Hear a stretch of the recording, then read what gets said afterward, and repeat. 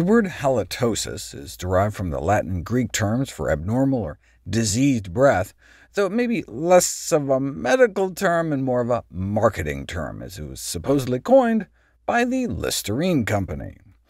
Halitosis is commonly referred to as bad breath, though medical and dental professionals often use, instead of bad breath, the less judgy term breath odor. As described in the Journal of Breath Research, halitosis has been classified into 4 types. There's genuine halitosis, either transient or chronic, which is contrasted with pseudo-halitosis, when someone thinks they have bad breath, but it's evidently all in their head, and halitophobia, where they start out with genuine halitosis, but then they treat it and get rid of it, but still think they have it.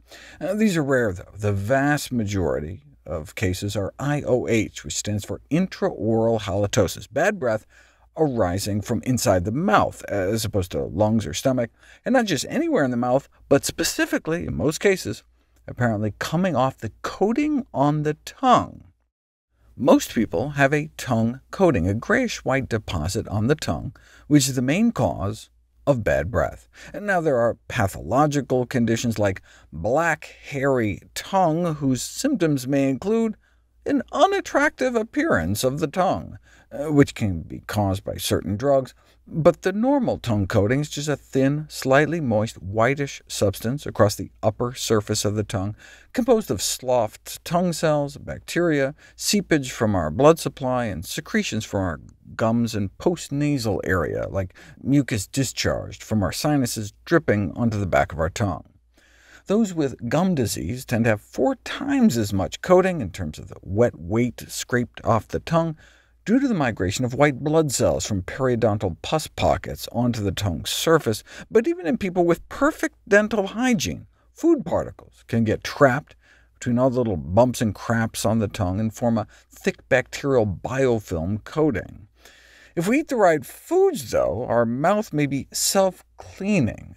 Just the act of chewing and swallowing foods that actually need chewing can cleanse off the tongue, leaving you with just the normal thin layer of coating. But fast food is engineered to be eaten fast. It's soft, you can just gulp it down, and consequently the thickness of the tongue coating might increase, and that could contribute to bad breath. But you don't know until you put it to the test. The effect of a chewing-intensive, high-fiber diet on oral halitosis, a randomized clinical crossover study in which subjects were examined over a period of 2.5 hours after consumption of a high-fiber versus low-fiber meal, using an organoleptic assessment of halitosis.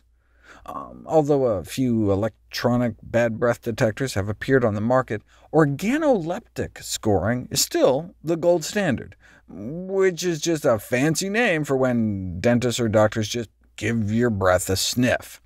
Here's the ratings they used. No halitosis detected, even up close and personal, or yeah, bad breath, but only up to about 4 inches away, or out to a foot, or all the way out to more than a yard. We know halitosis is reduced by eating due to the self-cleaning of the mouth while chewing food, and it seems obvious that foods that need to be chewed more intensively have a stronger self-cleaning effect than foods that require less chewing.